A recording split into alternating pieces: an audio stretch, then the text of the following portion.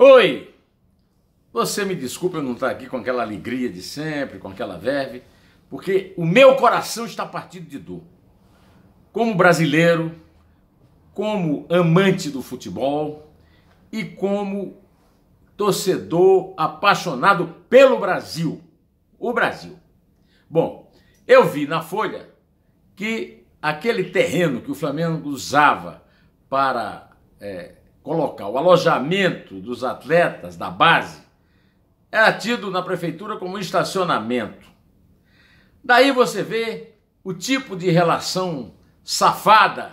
Eu até já propus aqui que se substituísse o Ordem e Progresso da Bandeira por Me Engana Que Eu Gosto, e Me Engana Que Eu Gosto, de algumas entidades, de algumas empresas e de alguns clubes, de algumas pessoas jurídicas, com os governos municipais, estaduais e federal. O Flamengo tem uma enorme torcida. Para não ficar em discussão se é a maior do Brasil ou não, é a maior do Rio. Então, o governador do Rio, o prefeito do Rio, faz o possível para não brigar com a diretoria do Flamengo, para não passar qualquer coisa contra o Flamengo, para não perder voto na torcida do Flamengo. E aí, esses dirigentes que não são nenhum tipo de exemplo de bom comportamento, extrapolam e cometem o crime que cometeram. Eu também acabo de ver a notícia de que, segundo a Lei Pelé, o Flamengo e a Confederação Brasileira de Futebol podem ser responsabilizados e devem ser responsabilizados. Agora aqui eu quero estabelecer uma diferença. Uma coisa é a instituição Flamengo. Vocês sabem que eu sou torcedor do Flamengo, mas sou crítico daquela posição arrogante, besta, pueril, daquele anúncio. Olha, nós não somos uma torcida, nós somos uma nação, nós não temos ídolo, nós temos entidade. Nós somos uma torcida, não somos uma nação, somos uma torcida grande, mas não somos uma nação. Vamos parar com esse tipo de coisa para o Flamengo não prosseguir nesse tipo de crime que vem cometendo. Então, o que eu quero dizer para você é o seguinte: a prefeitura não estabelece um rigor, o Corpo de Bombeiros, o Ministério Público não tem rigor com o Flamengo, porque é o Flamengo, para não brigar com a torcida. A Rede Globo, também no noticiário, maneira com o Flamengo, porque é um grande negócio. O Flamengo é um grande negócio nas transmissões esportivas. Agora, eu acho que a justiça tem que ir em frente e tem que responsabilizar criminalmente os dirigentes da Confederação Brasileira de Futebol, comprometida com corrupção e por isso famosa no mundo inteiro. Temos inclusive a vergonha de um presidente da CBF que não consegue viajar, pelo menos era o anterior, né, com a seleção, porque é procurado por corrupção no exterior. Temos a história da prisão de Zé Maria Marim, ex-presidente da CBF, por roubo lá em Nova York. E agora é preciso que o Ministério Público e a Justiça realmente punam exemplarmente os dirigentes. Não a entidade Flamengo, proíbe o Flamengo de jogar nada disso. Pessoalmente, os dirigentes do Flamengo, por esse crime que até agora produziu 10 mortos e 3 feridos, um dos quais graves. Eu também queria aproveitar essa ocasião, porque eu acho que a tragédia do Flamengo faz parte de uma tragédia maior. A tragédia Brasil. Eu escrevi um artigo que saiu publicado na página 8 do Estadão de hoje, A Tragédia Brasil. Eu que escrevi exatamente isso. No segundo parágrafo, eu disse, um incêndio do centro de treinamento do Flamengo, com 10 mortos e 3 salvados do fogo, parece mais um castigo divino, mas não é. É a conjunção de canalice com descaso, desídia e desumanidade, que já se haviam manifestado no incêndio do Museu Nacional e no estado lastimável que impede visitas ao Museu de Independência no Ipiranga, da Independência no Ipiranga. Essa mistura, é o terceiro parágrafo agora, transforma nosso passado num monturo, onde enterramos nossas oportunidades de aprender com erros e acertos que já cometemos. Os rejeitos minerais da Vale em Mariana, que mataram o Rio Doce, num descomunal assassinato ambiental, não serviram de alerta.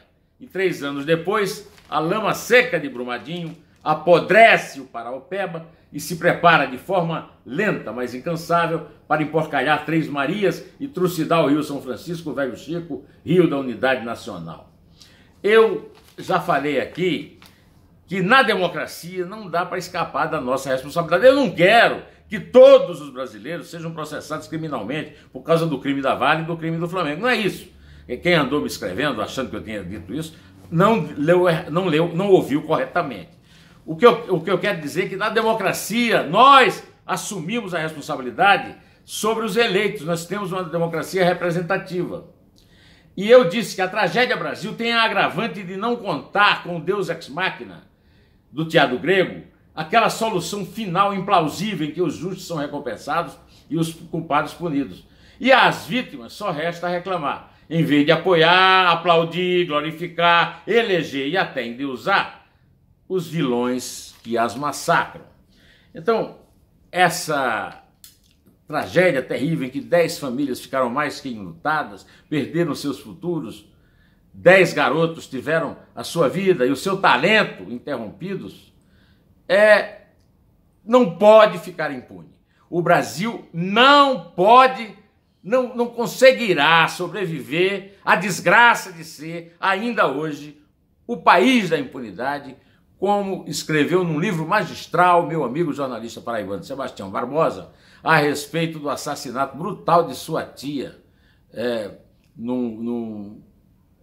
por um latifundiário, uma líder, Margarida Maria Alves, uma líder de sem terra lá no interior, na mesma Sapé, onde foi vitimado João Pedro Teixeira, que é o principal tema do filme Cabra Marcado para Morrer, de Eduardo Coutinho. Não podemos, e o Sérgio Moro toca nesse ponto da impunidade. Eu chamo a sua atenção para a entrevista que eu fiz com o coronel Zé Vicente da Silva, em que ele diz isso: o trabalho do Moro tem tudo para dar certo se ele realmente conseguir acabar com desligar essa chave da impunidade. Está lá no blog do Neumann a entrevista, viu? Aconselho vocês a procurarem a leitura. Mas não fique pensando que nós vamos ficar em Flamengo e Vale por aqui. As tragédias do Brasil são muito grandes e uma delas é o Supremo Tribunal Federal. Eu vou lhes contar uma coisa. O meu amigo Modesto Carvalhosa, grande jurista, professor da Faculdade de Direito da USP, impetrou 2 pedidos de impeachment para ilustríssimos senhores ministros do Supremo. O doutor Ricardo Lewandowski, o popular Lewandowski, e o doutor Gilmar Mendes. Estes pedidos de impeachment foram engavetados por um canalha que não foi reeleito, o doutor Eunício de Oliveira.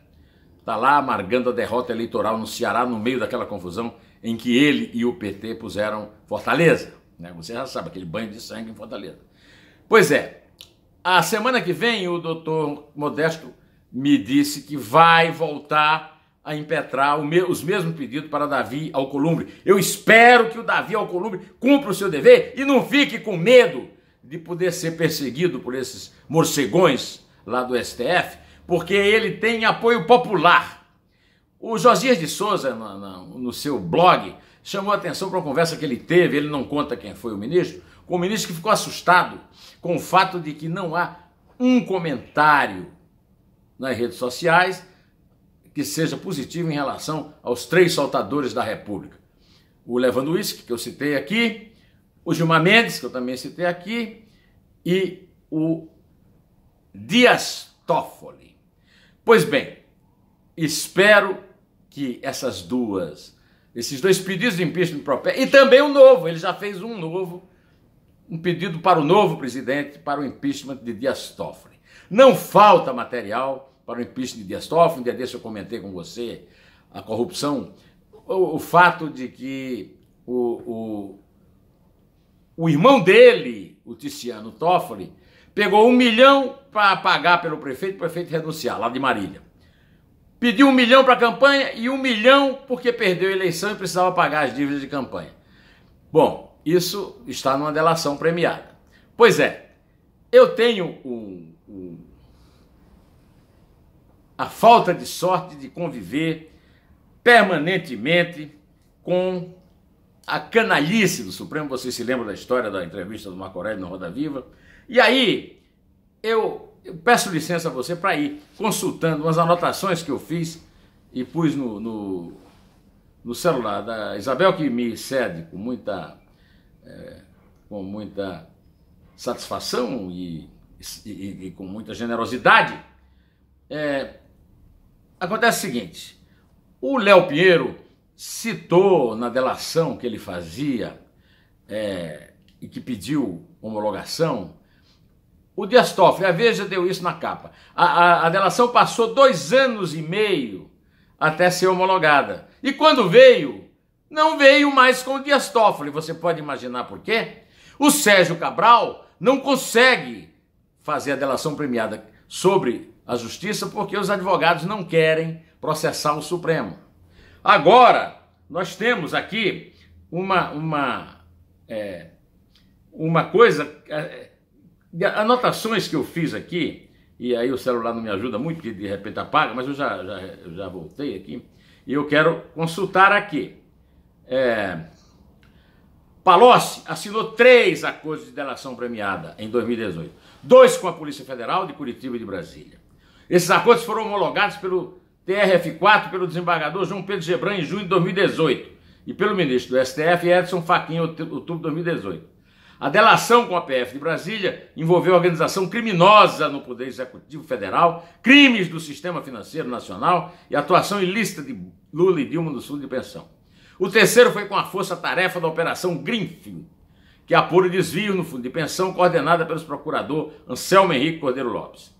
A Polícia Federal ouviu o motorista Pacente, o motorista do Palocci, que disse em depoimento que levou Palocci várias oportunidades a 2 grandes bancos e ao aeroporto de Congonhas, onde ele recebeu dinheiro em caixa de da mão do Palocci. E o motorista testemunha isso. As delações são muito fortes e pesadas, e eu fico a perguntar, e gostaria de ter uma explicação, que na época que o Palocci tentou essa delação com os procuradores da Lava Jato em Curitiba, isso foi recusado por Carlos Fernando de Souza, que era o chefe na época. Em junho de 2017, quando foi depor para o juiz Moro, o Palocci disse que tinha muito a contribuir, mas que não faria devido à sensibilidade da informação. E o Moro, você se lembra bem, foi divulgado, disse que estava parecido mais com ameaça do que uma declaração. E essa declaração do Moro me leva a lhe perguntar se não haveria agora uma coisa chamada omissões premiadas. Gente que leva dinheiro para omitir informações preciosas na justiça. Eu quero citar um exemplo, que é o exemplo do Joesley e do Wesley Batista. Eles contaram tudo, menos como é que ficaram milionários a ponto de sair de um açougue de 2 portas e se transformarem nos produtores de 80% da proteína animal no mundo. E eles não entregaram o documento da conta que ele disse em que depositava propina para o Lula e para Dilma. Bom, uma matéria da Veja mostrou como os advogados da delação premiada, como é o caso do Palocci, Tracy Renaldetti, do escritório de Adriano Bretas, eu estou vendo aqui as anotações que eu fiz, de Curitiba, ficaram ricos. Quem é que está pagando essa conta? De onde vem esse dinheiro, já que Palocci e outros investigados tiveram seus bens bloqueados? O delator necessita de receita para manter o padrão obtido pela corrupção. Quem está pagando a conta dos advogados? Quem pagou a conta do advogado, dos advogados do Adélio Bispo de Oliveira, que esfaqueou Bolsonaro, entre parênteses? O Ministério Público Federal deve ter muito cuidado com o conteúdo dessas delações para não permitir o mercado paralelo das omissões remuneradas, até porque seus membros foram envolvidos em atitudes bastante suspeitas. Eu já falei aqui no caso do Joesley, teve aquele procurador, o Marcelo Miller, que foi acusado de ter advogado para o Joesley e o Wesley quando ainda era procurador. Aliás, a advogada da JBS, eu anotei aqui para não me enganar com o nome, a senhora não, desculpe, Fernanda Tortman, afirmou que o MPF sabia da ida do Miller para o escritório de advocacia Trench, Rossi e Watanabe. Isso pegou tão mal que ele já saiu de lá. Olha, se você me segue no meu blog, você já leu muita coisa que eu falei, que eu tenho repetido sobre isso. Eu quero lembrar aqui o problema da senhora Beatriz Catapreta, que foi responsável por 9 das 18 delações premiadas e hoje mora no exterior, porque era ameaçada pelo doleiro Lúcio Funaro, que tentou forçar a barra para retirar as citações a Eduardo Cunha nas delações. Então estamos falando aqui da mesma coisa, omissão premiada. No caso de Joesley, a Procuradoria-Geral da República pediu para rescindir o acordo de delação premiada pela atuação de Marcelo Miller. E até agora, nós não sabemos que punição foi dada por Marcelo Miller, que saiu da Procuradoria e da banca de advogados, mas precisa responder penalmente. E também por que o senhor Rodrigo Janot, ex-procurador-geral da República, fez uma delação com tanto prêmio para tão pouca informação. O senhor Edson Fachin, que tem a fama de ser um sujeito de direito, né? O senhor Edson Fachin, até agora, não simplesmente acabou com os prêmios dele, mandou ele direto para a cadeia e manteve as provas que ele levantou como é possível dentro da lei. Eu quero saber o seguinte, o caso não acabou, o Edson Fachin está para terminar o relatório, que vai ser analisado pelo Supremo Tribunal Federal, para homologar ou não. Agora, por que esse tempo todo e não decide isso? A Lava Jato dos procuradores Carlos Fernando dos Santos e Deltan Dallagnol, heróis nacionais, não pode ser maculada. Se ficar comprovado que Palocci fez omissões remuneradas, ele deve também perder os benefícios da delação. E os que estão, porventura, remunerando não podem ficar impunes. Quero também, por fim, para acabar com essa nossa conversa, dizer que não tem sentido a senhora Raquel Dodge, que foi indicada pelo Gilmar Mendes, ficar livrando a cara do Gilmar Mendes. E muito menos do senhor Toffoli ficar na mesma posição, exigindo do Paulo Guedes e do Marcos Sintra que mande a Receita Federal parar de investigar as contas para lá de suspeitas de Gilmar Mendes. Aliás, o Dias Toffoli está circulando aí nos meios nas redes sociais com um vídeo em que ele aparece discussando no centro 11 de agosto, lá na Faculdade de Direito da USP, né, no Lago São Francisco, louvando um amigo que ele dá o nome de Vladimir, mas não quis dar o nome, que furtou um processo, um juiz do Supremo, elogiou um amigo que furtou um processo quando tinha que ter processado esse amigo, que não é Vladimir, é um nome fictício. Bom, eu já exagerei aqui no tempo para lhe contar uma história muito comprida, espero que ela seja útil para você, e estou indo, né? Estou indo aqui pelas beiradas da vida, direto ao assunto, em pé, e só a verdade nos salvará.